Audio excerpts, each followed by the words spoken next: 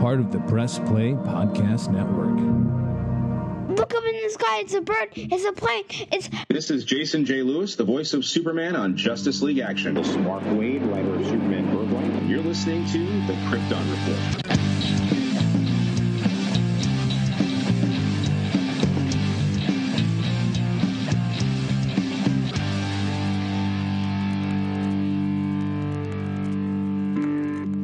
Superman Day is coming, as well as our 10-year Man of Steel rewatch. Tune in on the 10th of June at 10 a.m. Eastern to watch live with us and talk about Man of Steel. That is also Superman Celebration Weekend, so if you can't, I understand. I hope you're at the celebration and having a good time. Look up in the sky. Get ready as Krypton Report prepares for Flash Week. That's right, from Friday to Friday in June, starting the 9th, we will be doing a special 1 episode per day focusing on the Flash. We will have 2 exclusive Patreon episodes that tie into Flash Week. You can sign up for our Patreon for $1. We will have special guests for each episode, so get ready for Flash Week. Welcome to the Krypton Report podcast. I'm your host, Tyler, the Superman of Blue, the Man of Tomorrow, and this episode is a very special episode. We have with us author and, need I say, Superman guru, Mr. Ed Gross. He has a new book coming out called Voices of Krypton, or Voices from Krypton, I apologize. And I can't wait to talk about it. It's amazing. Ed, I'm so glad you're here. Thank you for coming. Thank you for having me. And everybody gets Voices from Krypton wrong and calls it Voices of Krypton. I have no idea why. I don't either. Everybody does it. I don't know why either. Like, I'm looking at it really saying that. And I got the book right here. And you can lift that book? It's so big. My son was flipping through it earlier. He's like, Dad, this book looks cool. Of course, like, he's 8 and he's like, you know, there's not a lot of pictures and stuff. He's like, this looks cool. And I'm telling him about it and everything. Live right now? Nah, we're recording, but we're not live. We're not live. Okay. I thought we were, by what I was seeing here, live show. Everyone can see you. It's like, oh, great. Yeah, it's not live. Okay. It's just being recorded because I didn't want to do live because there's too many factors that happened. Last time we did a live show, you know, my kids came in and people just randomly showed up at my house. So let me tell you, when I started as a journalist, I worked out of my house for 11 and a half years raising my kids, and my wife was out working. I was here with the kids. I cannot tell you, when I go now, when I'm writing a book or something and I listen to transfer an old cassette tape over to an MP3, I have them bursting in the room, fighting or crying or whatever. And I'm just saying to the person I'm speaking to, hey, the joys of working from home. At the time when not a lot of people were doing that. So it's pretty funny that how many interferences I had. So anyway. And you still made an awesome career out of everything. Well, I did my best. But I'm excited to chat. Like, I have had the privilege of hearing you talk with other people, and I've had, the privilege of listening to your podcast before. Oh, thank you. Oh, you're welcome. So getting a chance to sit down and talk is just one of those giddy moments of like 2 Superman fans talking. And I told my wife, like, I'm gonna try to keep it to about an hour, okay? A little more, that, because I'm like, we could be off on a tangent. Next thing you know, 4 hours passed, and Tangent is my middle name, as anyone who I've interviewed can tell you. And I mean, the directions that's happened before. I'm just talking to friends who are Superman fans, and you're just geeking out together. But I just I'm glad we're here and we get this opportunity. Ed and I are video chatting, and I just want to point out he has an amazing life-size statue of Superman behind him, and I'm jealous. There you go. And I'm jealous. I'm jealous. Well, you know what it is? We redid our house about 5-6 years ago, and my wife, who's not into this stuff at all, but always gives me Superman stuff for my birthday and Father's Day and Christmas, said, why don't we make a Superman room? And that's what we did. And this whole room is basically dedicated to Superman. So there's some things that a wife can say that just it gets you in the chest, and it shows that there's real love there. And absolutely. That's one of those things, things like, I bought you this Superman shirt. I got you this new figure. Things like that just are like, thank you. Her and my boys chipping in for my 60th to get me that comic rack behind me. I love that comic rack. It's so cool. It's so exciting. it's been something I've wanted to get for a while, to just prop up the comics in the corner instead of just having, long boxes and, well, short boxes. I got rid of all my long boxes. There you go. But yeah, so you wrote this book. I did. I remember writing it. Yes. And this book is it's a beautiful testament to a character that we all love. Well, thank you. And you're very welcome. And the way that I described to my wife when I was sitting, I've been reading it. I've read some on the plane when I was flying. I got right before I left, so that was a great gift. I've been reading it here and there. I haven't finished it. For those, you can get lost in reading it, but it's 700 pages. Yeah. And it's definitely a book that I like to take my time as I'm working through it, because I want to digest everything. Sure. And the best way that I kind of described it to my wife when she was asking me about it's like reading a documentary almost, because you're going through it and you're hearing the author. I was like kind of the narrator and the guy, and you're guiding us through, and we're reading all these quotes and comments from, and just seeing the names inside this book it brings us out of my face just one pops up, like, oh my gosh, yes. And just, you feel like you are in the world and you are experiencing something genuinely unique. And I'm gonna keep pitching this book every time I can on the podcast and everything, because I say this with my whole heart. I believe this is one of those books that every Superman fan should own. Wow. Thank you. I do appreciate that. Seriously. That was, the beauty. First of all, you're saying it's like a documentary. That's the beauty of the oral history format, right? It's, I've written many of them with Mark Altman, as co-author on many of my other books. And he puts it best when he says it's like gathering 100 or 200 of your closest friends just to have a conversation about something. And that's how it flows from person to person and back and forth, and just telling the story in a linear fashion, but in a way that is so unique to the oral history, because, you said I narrated, or I'm sort of guiding us. And I step in where I have to, like, to bridge things, basically. Mm-hmm. But essentially, it's really them telling the story. I'm guiding it, but it's the words of the people who were interviewed, who discuss this character and the history of the character in comics and in, I think, pretty much every adaptation that there's been. So it's pretty unique format, and I just love the experience of putting it all together. Like I said, I'm reading it straight, but I did kind of jump around just to kind of see who's in there. And I will say this, one of the ones that popped out to me that I'm so glad that you included was Jason J. Lewis, who voiced Superman because I had the privilege years ago to interview him for the podcast. And I think this was back around 2017, maybe 2018. Mm-hmm. And I always said to him, like, I think you do an amazing job voicing the character.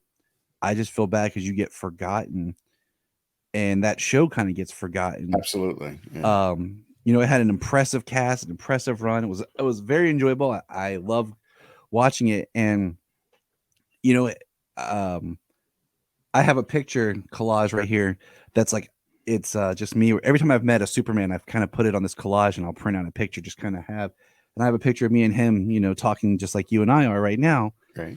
And I'm just like, I think he did an amazing job, and I wish he would have gotten more work voicing the character. So just to have him included was really, made me happy, because I'm like, he always gets forgotten as being part of the super fandom, You know what's funny though? I interviewed him at Comic-Con at a round table first.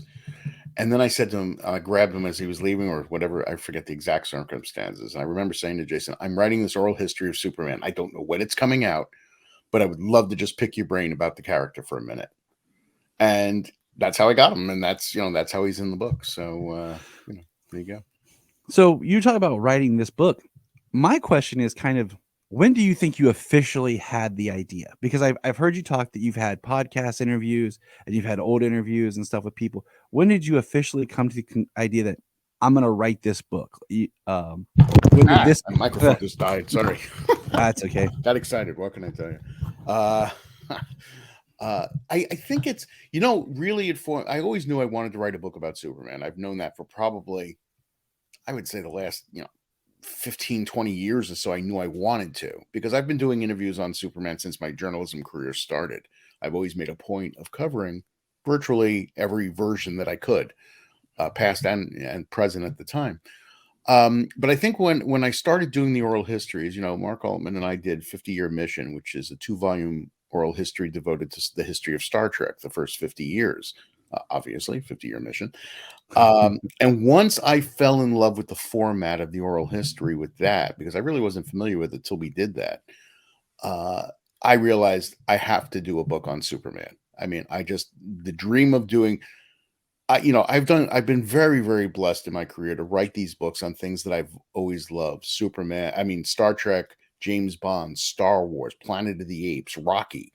I've done books on all these subjects, but I never really had the opportunity to do Superman. And to have that, to me, I always say this was the crowning achievement for me personally of these oral histories, was doing this in this format and to this length with as many people involved as there were. So really, I guess 2016 is when the seed really took root. And then, over the last few years, I've been accumulating. And to be honest with you, my agent wasn't able to sell the Superman book. She tried, she went to different publishers. People just didn't seem to be interested, which was blowing my mind. But I said to myself, I'm going to self-publish it. I'm doing this book one way or the other. And instead, I ended up at Nacelle Books, which was really great to be there because they were so excited about it and have been so enthusiastic, carried that enthusiasm right up to now. So it's, that's when it really took root, though, 2016, I'd say. That makes sense. You look back, that was a big year for Superman. Just you had BVS's release, you had Tyler being announced to come on to Supergirl. Yeah. And then that's really when Justice League Action was taking form. So you had this resurgence of the character. So it would make sense that it would be, more upfront for you. Now you're impressive, and I say impressive lightly. Thanks. Grouping of people that you got interviewed. I have to ask, is there anyone that you wish you could have interviewed for this book that's alive? Because I was going to say Christopher Reeve and George Reeves would be lovely too. And they're both in there, but that's through outside sources. That two of them. Because I was going to of course, Jerry and Joe. You'd be like, and they're in there too, thanks to Tom Andre giving me permission to run his interviews with them. The book very clearly says where certain interviews came from in the dramatis persona at the beginning. It does. It's very nicely and I love just how you give a little blip about each person you're talking to so that you remember, who this person is as you read through it.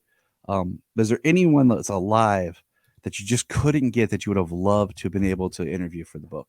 I got to be honest with you. I can't think. There are some actors and actresses and stuff you couldn't get that weren't available. You got turned down flat, but nothing that really affected the book, like not having them. Mm-hmm. So there's nobody that I sat there and said, oh God, I didn't get so-and-so. I can't believe it.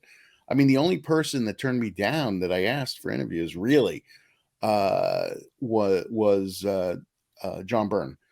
He turned me down, but he's in the book because other people who had interviewed him gave me permission to use their interviews with him. So that's how John's in the book. But outside of that, no. I really can't think of anybody major that I turned to and said, would you talk to me? And they said no. Most people were very enthusiastic talking about the subject. So I was very lucky. I really, you feel like you're on the right track when all those people say yes. And most of them, with the one exception who I won't say by name, never made me feel like I'm giving you time, but it's very limited. They stayed with me, chatted with me, sometimes for a few hours or a few sessions or whatever it took to get what I needed for the book. And I'm so grateful for that. One thing I really love about just what I've read so far is that, you have it, you had it split up beautifully in how you move, things, but there's people that appear at this part of the book, like say the front, the intro, the Jerry and Joe, and then reappear later, like a lot of your comics writers and stuff. So it's not like you have this, here's an interview with this person, here's an interview with this person. It really is a beautiful flow of just information, of relevancy to where you are, like as you're moving through time. Well, that was sort of the goal, was to make sure that it didn't read like, I mean, I say to people, and I do think it's true, in a way, the book is a bunch of mini books put together, because you've got substantial chapters on Smallville, Christopher Reeve, The Adventures of Superman. I mean, the Silver Age of comics, the Bronze Age of comics. I mean, each one of these things could almost be a small book in their own, and they're all combined here, kind of thing.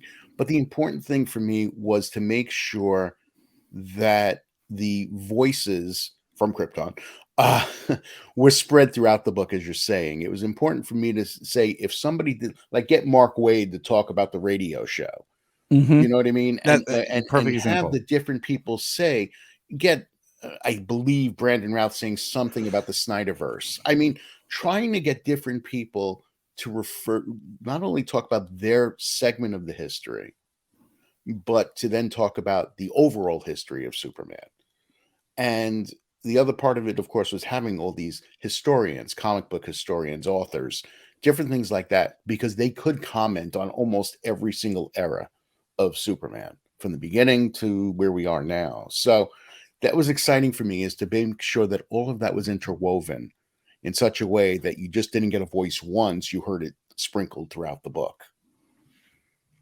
Let's take a moment and talk about Brandon, because Brandon. I got to meet Brandon back in September.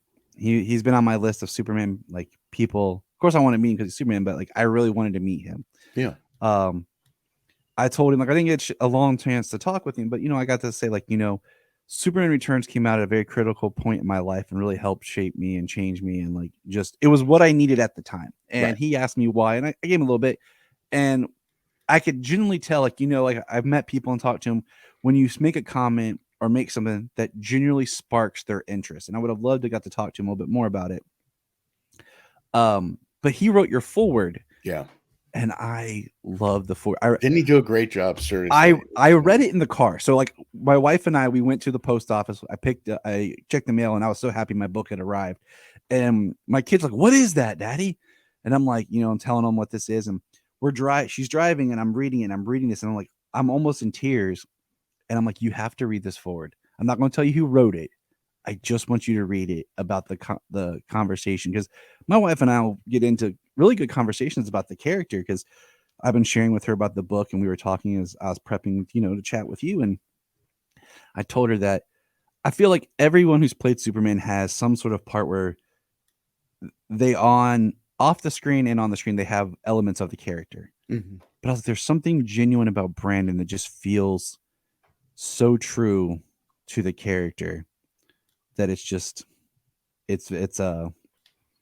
don't even know how to say it. Like, it feels like he is more Superman on and off than some of the other people. But I think you're right. He hits me as somebody who was genuine. First of all, was a fan before he played Superman. He was a fan of the character, but he's somebody who embraced not only playing him, but sort of being him, of embodying Superman, and having Superman, in a sense, embody him, if that makes sense, in that he walked away so touched and changed by the experience of playing Superman, that movie is what, how many years ago now? 15, 16 years ago, right? Yeah. Right? Yeah. Something like that, or maybe a little more. I think about 15 years ago. But he carries it as if he just played it, even though he did do the Crisis on Infinite Earths thing, which, again, he was so touched by the opportunity to play Superman at that stage, that you read it in his forward, you read it and hear it in his comments. He loves the character, but most importantly, what he represents. In all the people I've interviewed, like actors who have played Superman, or read interviews with them, or watched them, or whatever it may be, there are very few.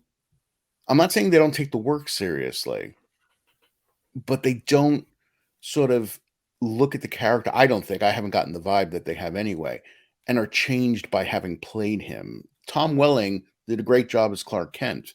I don't think he came away changed by playing Clark Kent. I don't think Dean Cain came away changed from playing Clark Kent.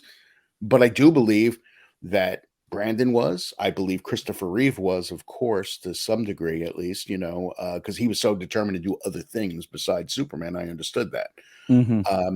And Henry, to some degree, I to a large degree, I think, projects that real love for what Superman represents. But Brandon does see him at still to the, even a fictional character as the opportunity to be the light to lead the way, as he says. And I'm just so I've interviewed Brandon probably a total of maybe 7 times over the years.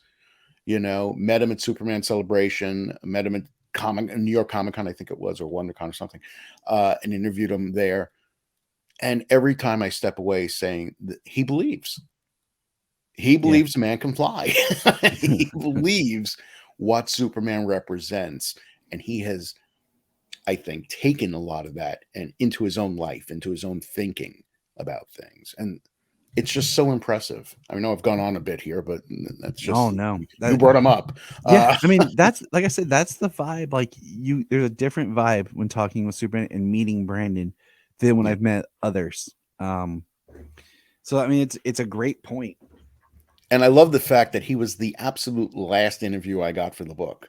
So that was kind of neat. He writes the forward and he's the last interview. I mean, that's pretty cool. It works. Now, one thing I've heard you talk about that I love, and I told this to my wife, was when people ask you who your favorite Superman is. And I'm just going to let you answer that because I think you bring it out beautifully in how you describe your love for the character. Well, I mean, I'm going to always say Christopher Reeve first. I mean, I've said it all along. If I was going to say which actor do I think of when I think of Superman, I think of Christopher Reeve. There's no doubt. But that being said, to me, and this is what I've said in other interviews, so I'm sorry if I'm repeating myself. No, that's what I want you to do because it's okay, good. Then it's I will. Beautifully articulated. I call myself a generational fan. I don't know if that's the apt phrase or not, but I'm going to go with it because I discovered Superman when I was 5 years old with reruns of The Adventures of Superman, and that was in 1965. From that moment, and then I fell in love with the comic books and the character in the comics and how he evolved over the years. But I went from George Reeves to Filmation's New Adventures of Superman. I hated Super Friends. Sorry, always have. Just too dumb. Even at 13, I was like, "What? What is this?" But I'm sorry for the fans of Super Friends. But then you get on to Christopher Reeve and Gerard Christopher and John James Newton, not in that order. Dean Cain, Tim Daly voicing him, Tom Welling, Brandon, Henry, Tyler. I don't care if that S is being worn, or even if it wasn't in the case of Smallville for a long time. I'm there. I go where the character goes. It's like there's all this online turmoil about the fact that Henry Cavill was, quote unquote, dumped, and they're going to start again with Superman Legacy. I'm the kind of guy, though, a fan of Superman, not necessarily a particular actor, who says Henry was lucky. He got 3 movies to do, 3.5 if you count the 2 versions of Justice League, and a cameo. That's not bad. I mean, that's really not bad. But it's like, oh, he's not doing it anymore. We're getting Superman Legacy with a new actor. Okie dokie. Yeah. Try to incorporate the John Williams theme, please. But outside of that, okie dokie. So I just go where the S goes. It's kind of like for me and James Bond, or even Planet of the Apes, these things that I love, truly love. I want to see them continue. I could sit here and go, well, if Henry's not playing them, I'm not going to watch Superman anymore. But I could have said the same thing. Oh, Sean Connery's not playing James Bond. I'm not going to watch James Bond anymore. And I would have missed all those movies afterwards. Or the people who get crazy about the Kelvin timeline in Star Trek, right? The J.J. Abrams movies. Mm-hmm. Overall, I like them. I think the cast is fantastic. I have problems with some of the plotting and stuff, but the cast has nailed it. I'm going with those, not every version of Star Trek, but where Kirk, Spock, and McCoy go, generally speaking, I go. And that's how I feel about Superman. It's like I've been a fan for all these years, and I don't see myself stopping. Super Pets came out. They had a clip of Superman in it. I was there. I mean, Super Pets anyway, but they had the John Williams theme and Superman interacting with Krypto. It was like, of course I'm going to go see it. And I did. So yeah, it's just, I just love the character, and I like to feel that I've evolved as he's evolved in his own, you know what I mean? As our lives have gone on. And I just want to find out where he is. And I could not sit at home knowing that there's a version of Superman playing in theaters or on television and not watch it. That's crazy. just could not imagine that happening. So See, I love your explanation because I feel like that's how a lot of fans should approach things because I don't have any control over who plays or what happens. neither I'm one just of us do. Yeah. I'm happy my character is being represented. I'm happy that the character is alive and is somewhere,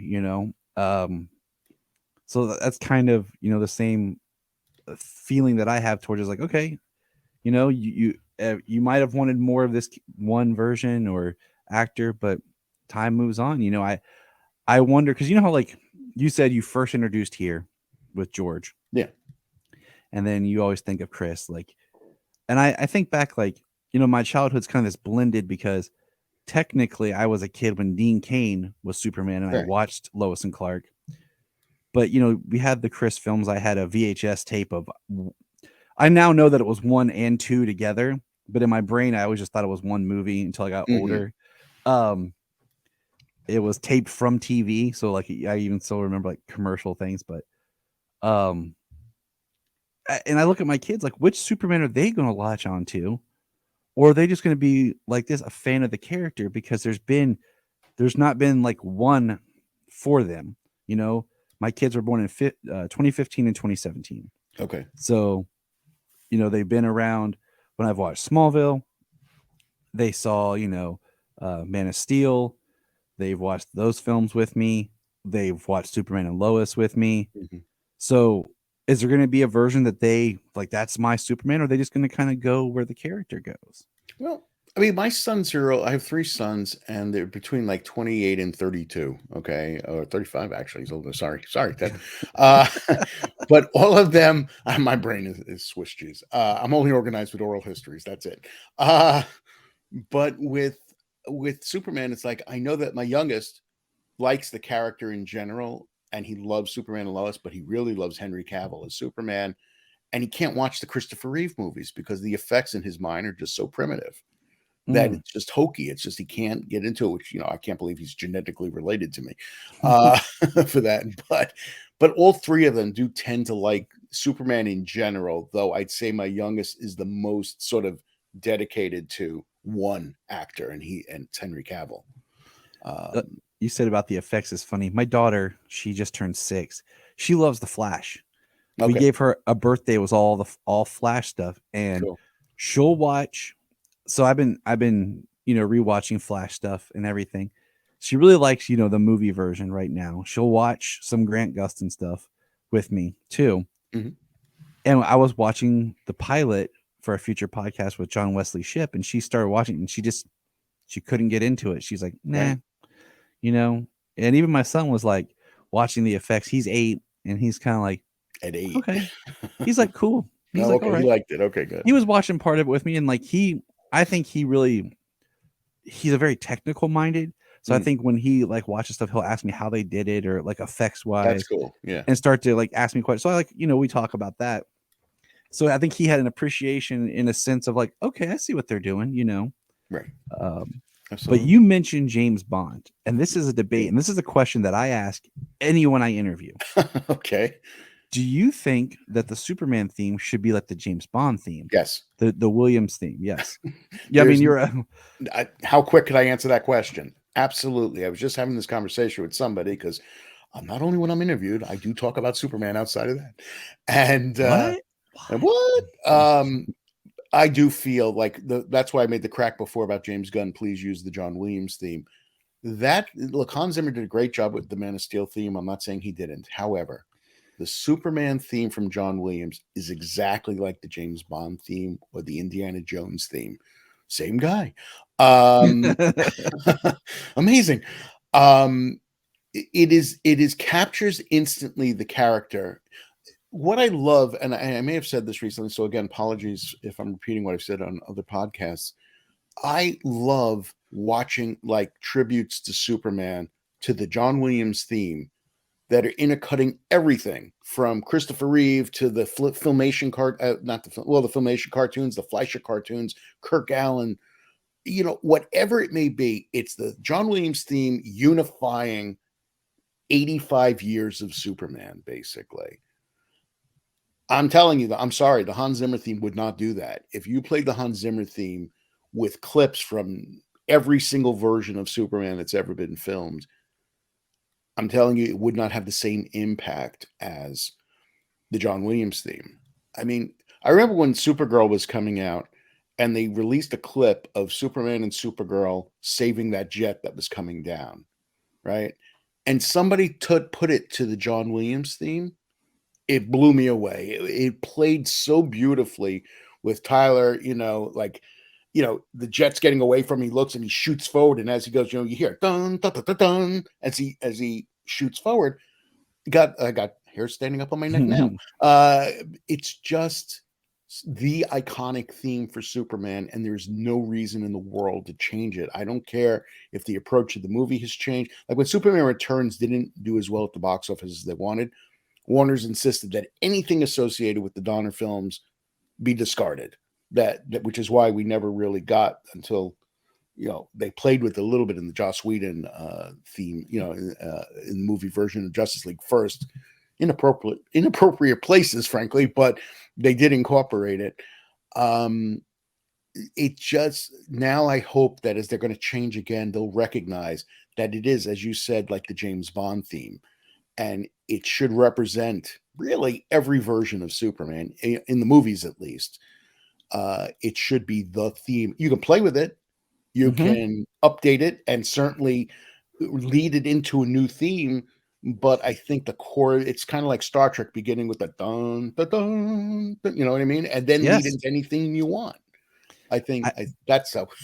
I guess I agree. Another long-winded answer, but no, I love, because I even think I love the Williams theme, yes, but I really liked how with Superman Returns, how they started. It starts differently. It doesn't start with the dun dun. It was dun dun dun. Right.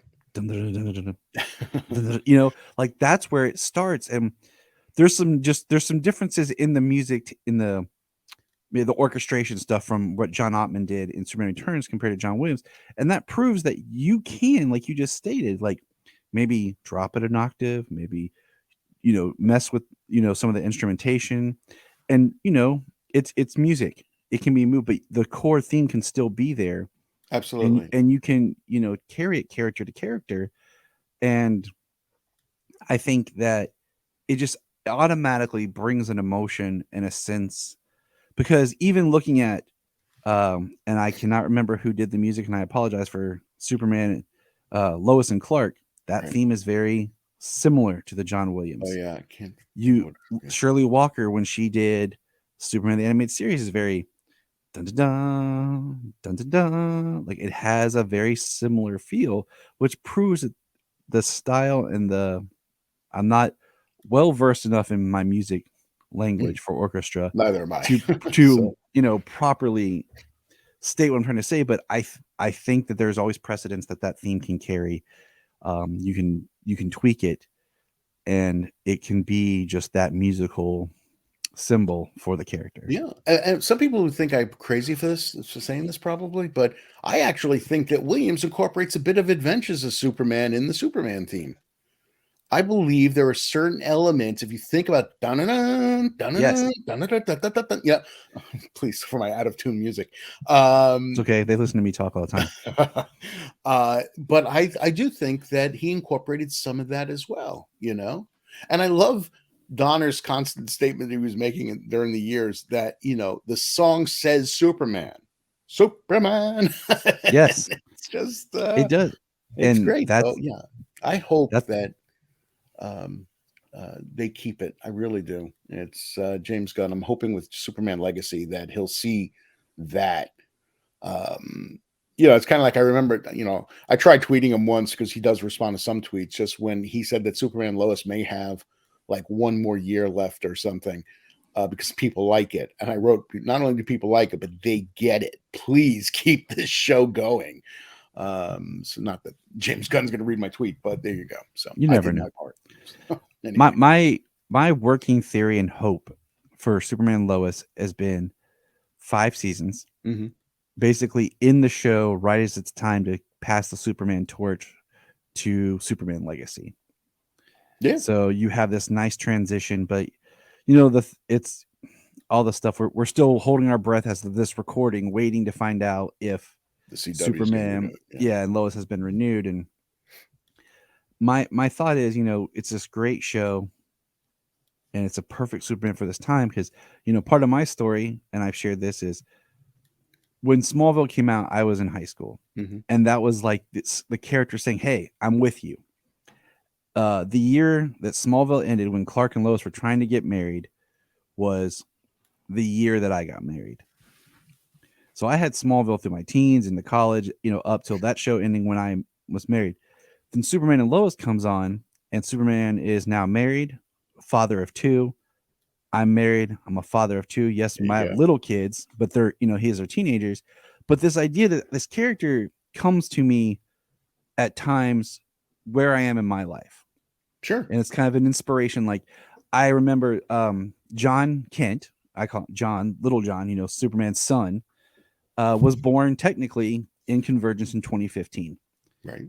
Solomon, my son, was born in 2015. There you go. So I'm reading the comic of Superman becoming a father, this character that I've carried with me since I was a kid, that's always kind of been there as I'm becoming a father. And then that whole rebirth era of, John being this 8-year-old boy and then a 12, and, my son's now 8 and everything. But it's just kind of the character comes to me in a time when I need it. So having this representation of Superman in a part where so many fans are, this is our first time seeing Superman as a dad. Right. So having this character for us who are, have children and everything, it's a big deal. Like we are like, hey, it's almost a full circle. Like, I said, like what I love about Superman and Lois is it's not a sequel to Smallville or Lois and Clark, but it's like almost like a spiritual continuation of these themes. So absolutely. It's like we need this show. And like this season's been amazing. Yeah. They've done a great job. They really have. And who's a character like that for me in a sense? It's not the whole family thing, but I remember the weirdness. I saw Rocky when I was 16 years old, right, in 76. And I took away the message of you have to go for it in life. You have to try to live your dream. You may fail, but the point is trying rather than saying, that'll never happen. I won't do it, right? Flash forward to Rocky Balboa. It's now 2006. Ed has gone from 16 to 46. And here's a guy saying it's not how hard you can get, how hard you can hit. It's how hard you can get hit and keep on going.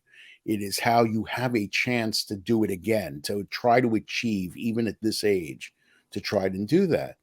That to me was a beautiful bookend from 16 to 46 to shocking that Sylvester Stallone was still playing a boxer all those years later. But it was, and it's that, I mean, Rocky's another character I love. It's no Superman, but he's another character I love.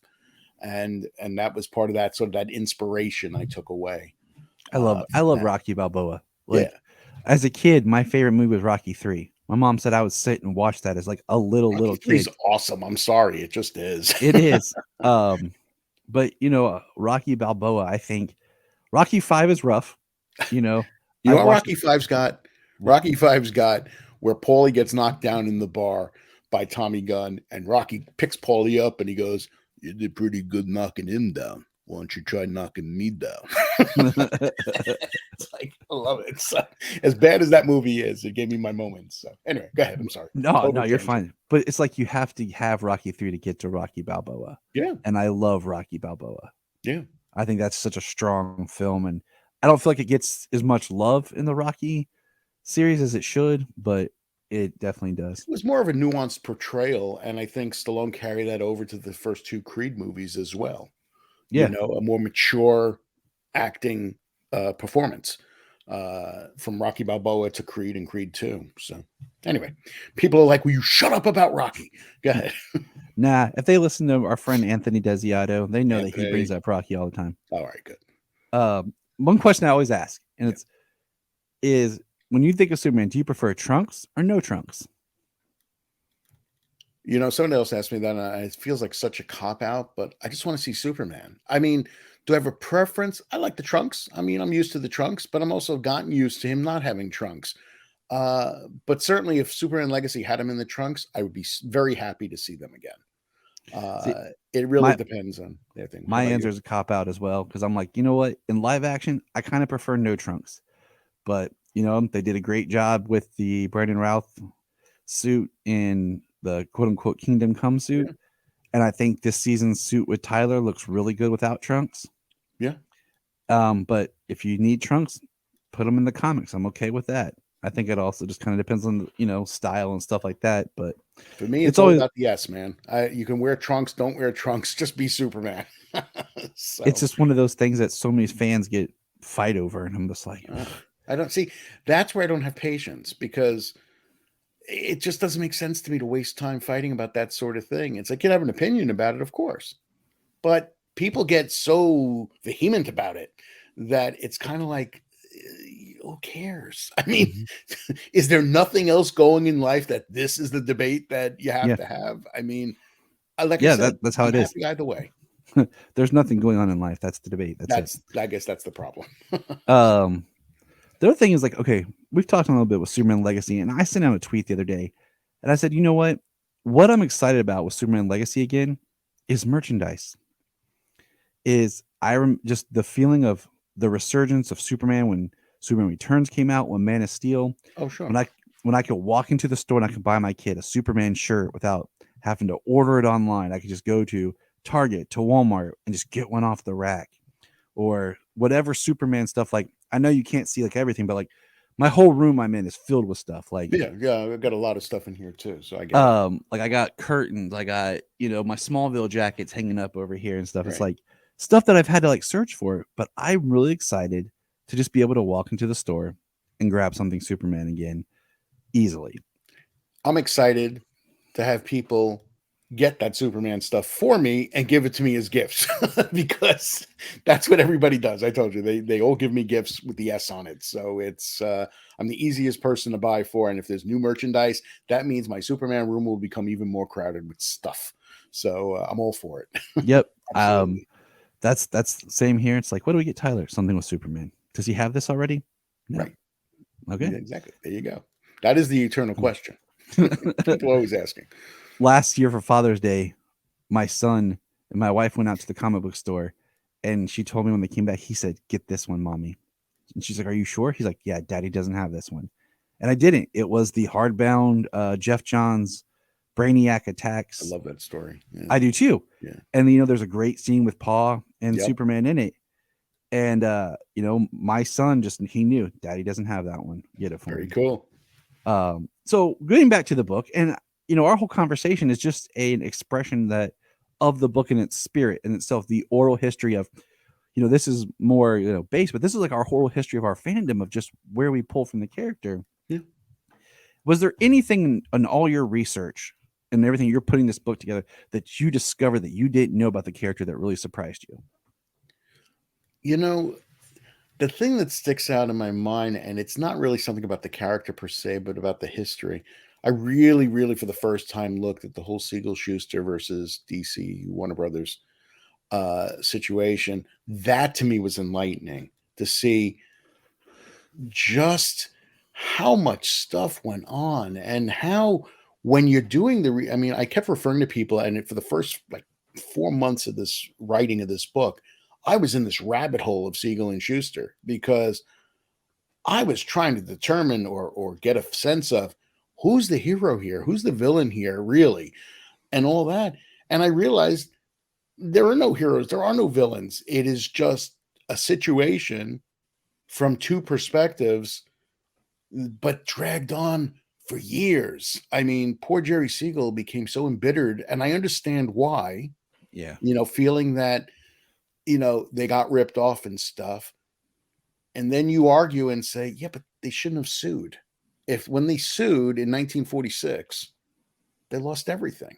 Yeah. They should have negotiated, really, then, I think. But and then you hear this company's side, and see, this is where people are going to really probably get annoyed at me about this, and even in the book. But I did try. I tried so hard to present both sides of that story. And so on the one hand, I say, yes, they sold the rights for a very low amount of money, the $130 for it. but they did stay employed for 10 years writing and getting a cut of things. And the number that I think I did the equivalent of $6.7 million in 10 years, if you adjust for inflation of what they made. That's pretty good. I mean, considering. But their story is no different than what Sylvester Stallone's going through right now with Rocky. Mm-hmm. He's very public about the fact he doesn't own the character, and that the producers do. Charlotte and Winkler's estate or them or their estate do. But that's the deal you sign. And it's the reason the Gilligan's Island actors got paid for 5 reruns, and that was it, even though Gilligan's Island ran for decades, millions of times around the world, and they didn't make a dime off of it.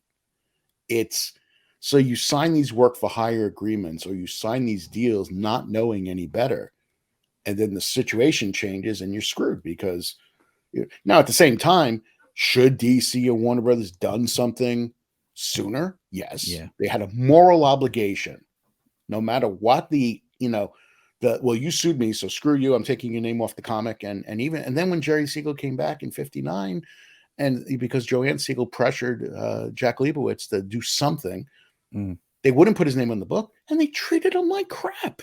I mean, they made his life a hell there again. And when he had the opportunity to sue again, he did, even though, again, he shouldn't have. And he was taken off it again.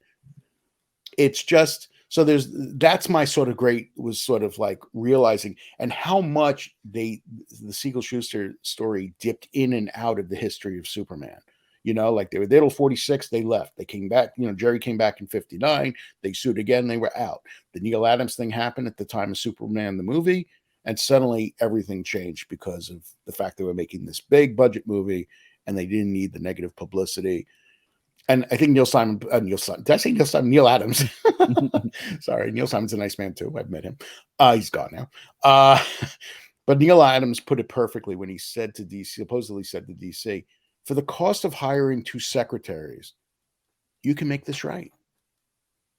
What you spend on 2 secretaries a year, you can make this right by giving them money and insurance, and there you go. And they did. And guess what? Everything changed, and Superman the movie had created by Jerry Siegel and Joe Shuster, and it was lovely and thrilling to see.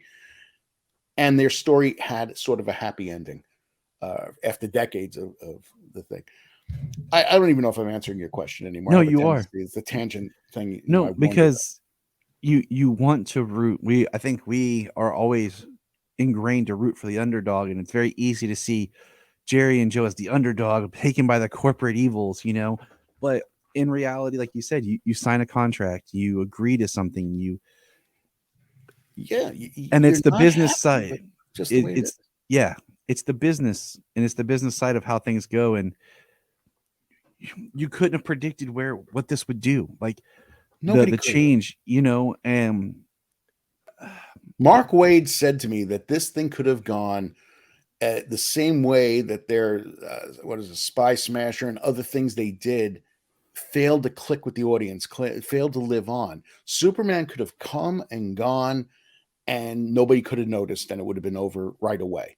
Mm-hmm. It just happened to be that it clicked. It happened to catch people's attention because it was so different, but nobody knew that going in. It's like when they say to people, did you ever suspect that you would have the kind of phenomenal success you had? No, nobody ever knows what's going to click with people. Mm-hmm. And that's a question that people ask, like stars and things all the time.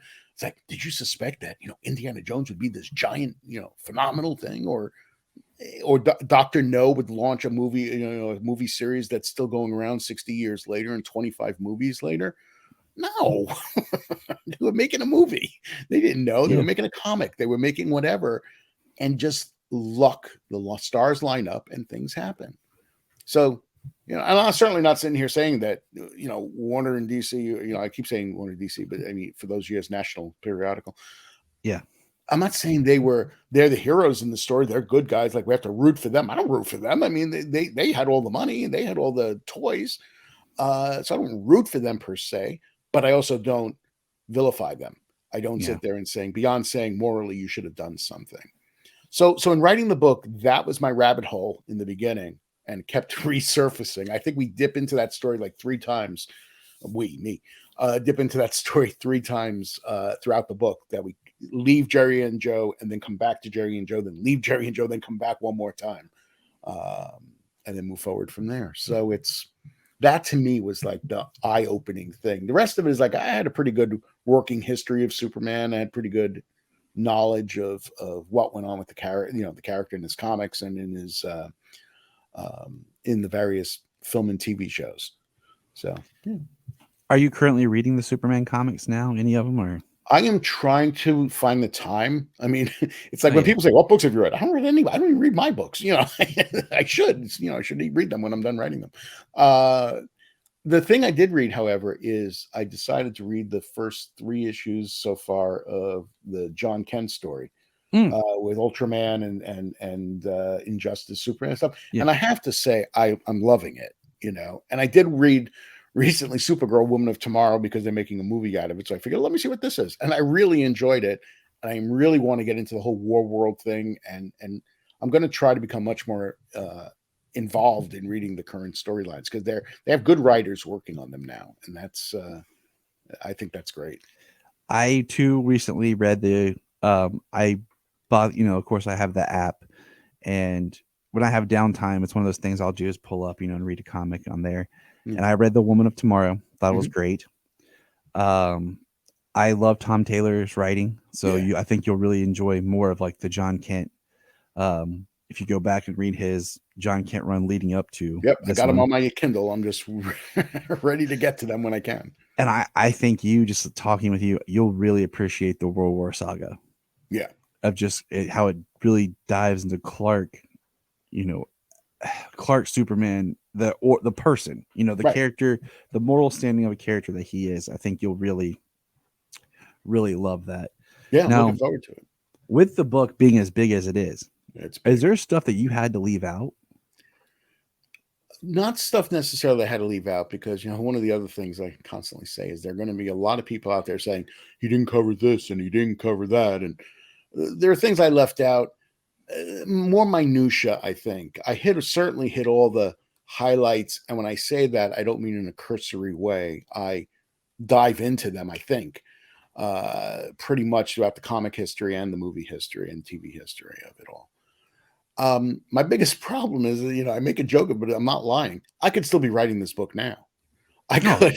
I mean, the thing is 330,000 words, and the publisher was like, you have to stop. you have to stop. There are always more people to interview. There are always more things to add to the book, and I had to stop. So I bring it right up to James Gunn and Superman Legacy. I mean, I bring it as far as that's concerned. And, I said to them, if this book's successful, do you think we'll do a revised version? Another version is what I said. And they go, it's already like almost 800 pages. We can't do a book bigger than that. I said, no. I'm talking about volume 2. Because I'm like all ready to look at the history of Supergirl and Lois Lane and Lex Luthor in one book in much more depth than I was able to do those things. Oh, that would be awesome. Huh? That would be an awesome book. There. I think that it's ripe for another book. If this one sells, everyone buy a copy of the book, please. Yes. If this one sells, I'll take 2. Okay, good. I'd love to have another volume out for 2025, but that's not going to happen unless this sells, and we'll see. And even if it doesn't happen, you know what? I don't have to write another word about Superman, right? You're like, but I will, but I don't have to. I will, but I don't have to. In other words, I've said my piece. That's how I felt after I finished Star Trek. I haven't really covered the new Star Trek that much. Whatever my feelings are about certain elements, certain shows, it's not that. It's just not the same as it used to be in terms of talking, getting people and talking to them, having access to them. And the shows themselves don't thrill me. So but after we finished 50-Year Mission, I actually took a few years off from Star Trek and had to sort of work my way back into it. People said to me when I finished this book, you probably never want to hear the word Superman again, right? I was like, nah, I've handed the book in. The first thing I did was blast the John Williams theme on my TV. So I'm still there. I'm not going anywhere as far as that's concerned. I'm ready for whatever comes. So I hear you. It does not go away. Not this character in the subject. I'm trying to think of the right quote, and I might be paraphrasing. It's like, no good movie is too long and no bad movie is too short. And that's kind of how I feel about with your book. It's long, but it's amazing. Like it's what We so appreciate that. me I as a really do. fan, I'm lost in it. Like, you know, Yeah. I was, like I said, I'm reading through it and I'm taking my time. So I'm really, you know, grabbing everything. And then I was like flipping through it, reading little things here and here just to kind of get as much of the experience. And I'm just like, I could get lost in this and just be there and just reflect on the character and putting myself in the conversation of when this took place. Like, what did I feel like, you know, Right. as you get into the latter parts where, you know, I'm alive and it's Yeah. like Dean King is Superman. And it's like, yeah, I'm there with you. And, I feel like that is like with the book, you know, it's already long, but a volume 2, yeah. You know, it's like I just recently watched all the Lord of the Rings films again with my kids, and we did the extended editions, Right. and they loved it. Like they immersed themselves in the awesome. world. We did it like an hour a day, you know, we broke it up and stuff, and I didn't get tired because I'm immersed in the world. Absolutely. But then, like, you know, you watch something that's like, this is an hour and 20 minutes. You're like, is this over? Can this please be over? Yeah. And I just say that in comparison to your book, like, yeah, another book, it'd be awesome. I'd love the chance to do it because I'm not tired of writing about them. So yeah. I do want you to give a chance. Where can people get the book? How can they find it? I want to make sure that we have all the details to, you know, share with everybody. And a little secret here, I'm making this special video for Superman Day. It's going to have my own personal commercial for your book in it. Oh, cool. I actually have a trailer for it if you want me to send it to you. Oh, please. If you do, Okay. I'll just throw that into the special episode. Yeah, but the book is being published June 6th, and I'm excited that I'm going to be at Superman Celebration that weekend to do a presentation on the book. So I'm really, really excited about that. It's like I've gone to Superman Celebration twice in 2018 and last year. And last year was basically to do any interviews I could there to kind of add to the book. That was the idea. This year, it's to actually stand up there on stage and promote it, which I'm very, very excited to do, just to be among Superman fans and talking about the book. It's available for pre-order, and pre-order, like I said, it's June 6th, and it's good discount price at Amazon. Of course, you can get Amazon. I'm sure any bookseller you can order it from. It's certainly not going to have a limited availability. It's available wherever you get books, wherever finer books are sold. Yeah, people can find it at any of those places, and it's available now for order. So awesome. Yeah, I know my co-host and my friend who periodically is on here, they're both interested in it when I was telling them about the book. And then, you know, I was going to talk with you today. So they both are excited to hear it. And they tried to look at the book while they were here, and I let them look. I was like, here you go. You can look. This is mine. This is mine. It's mine. It's mine. It's like Daffy Duck, right? It's mine. It's mine. It's all mine. So I'm really glad we got to chat. Like I told you when we started, we'll keep it to about an hour. Respect your time. No worries. Everything.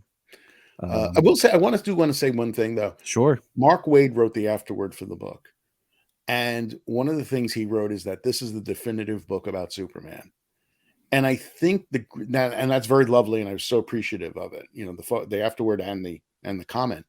So after Mark got the book and he'd had it for a couple of weeks, I wrote him and I said, "All right, did I get it right?" That's my big question. I've known Mark for a number of years, so I can just come right out and he'll be honest with me. I said, "Did I get it right?" He goes, "Sir, not only did you get it right, but I stand by my words when I said it was the definitive book about Superman." Dude, what more do I need? I mean, Mark is great. Mark was the first person I got to interview when I first started podcasting. Yeah. Like the first prominent person I got to, I think it was maybe my first interview. And like, I was so new, like I was still learning like all the tech and how to do it better.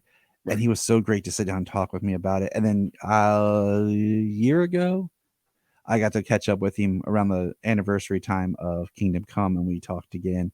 Yeah. And I have a book on my shelf over here.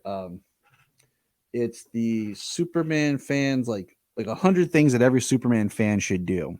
And it has an intro by Mark Waid. And I just want to say that I think it should be 101 things, because I think adding your book as something that every Superman fan should read should be on there.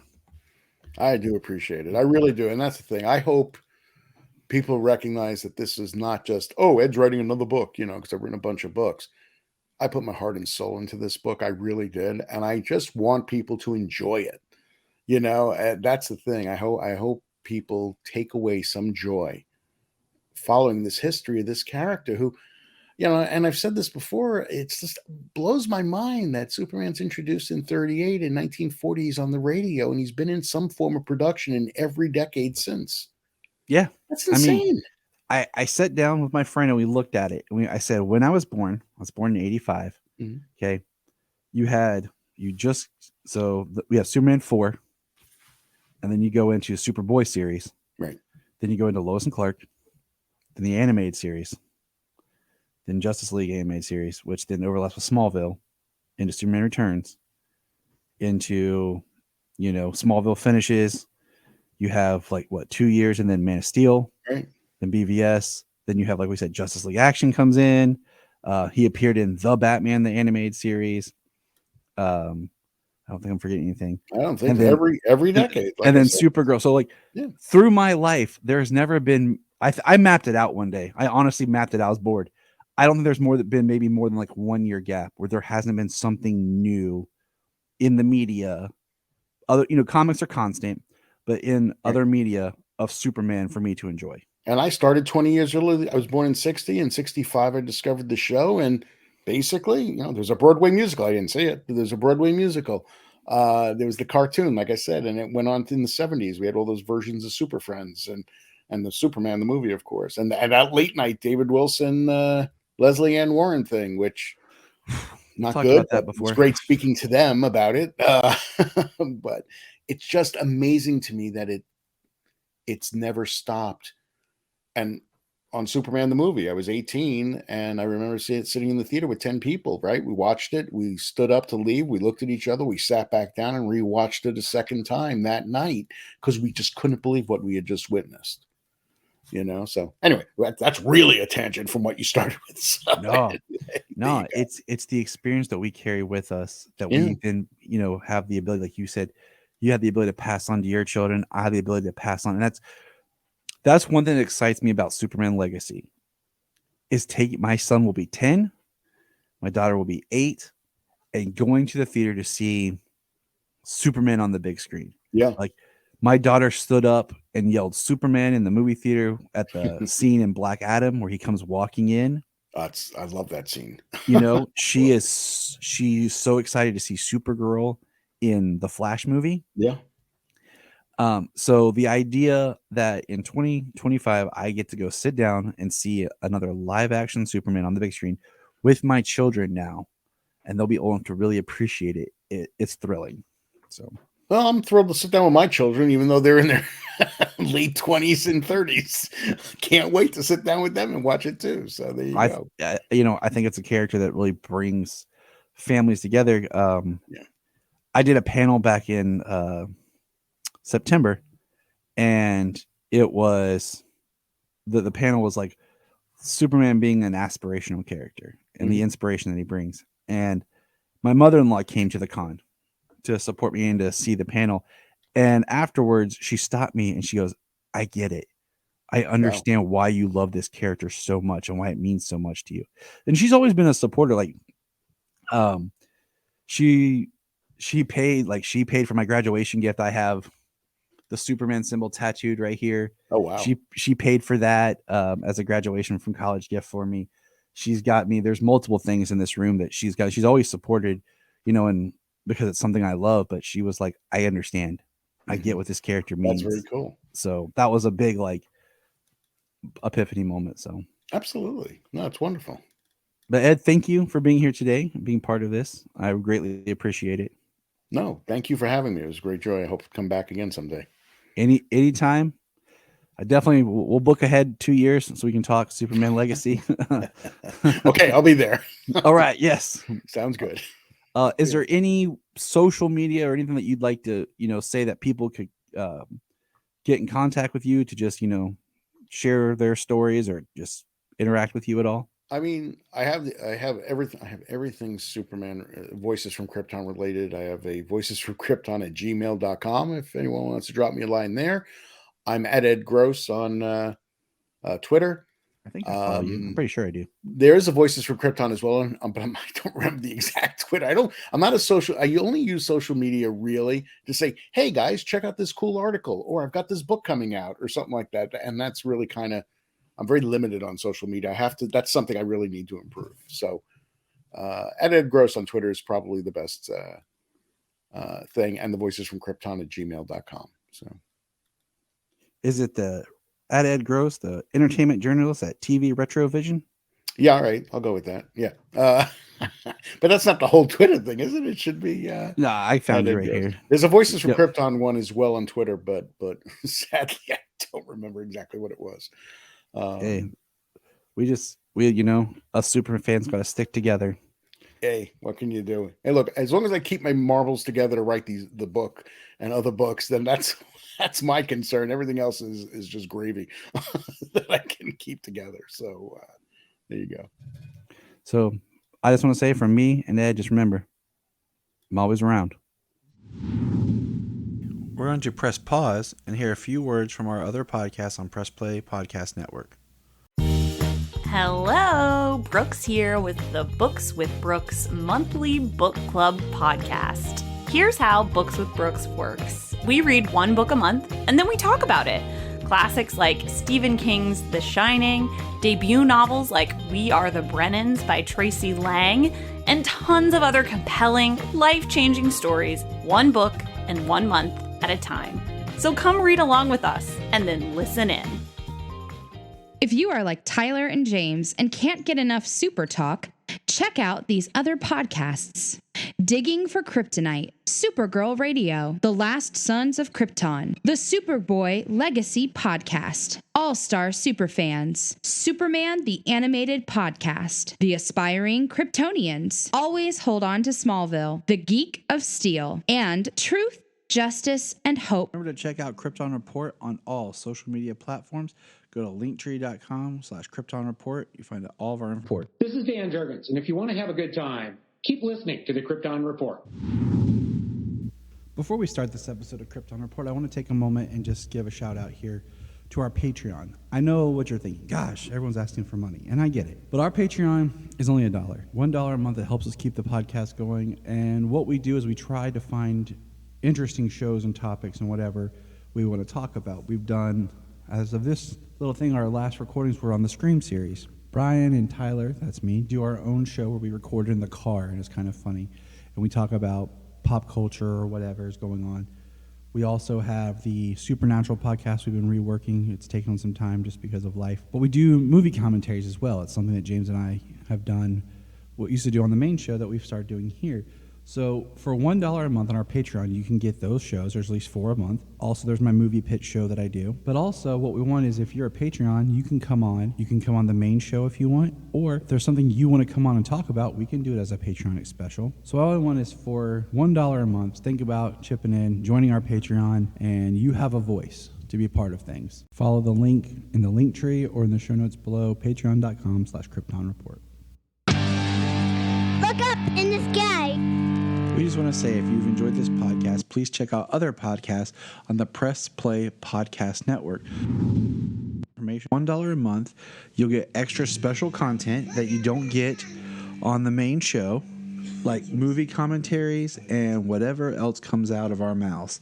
So check it out, patreon.com/Krypton.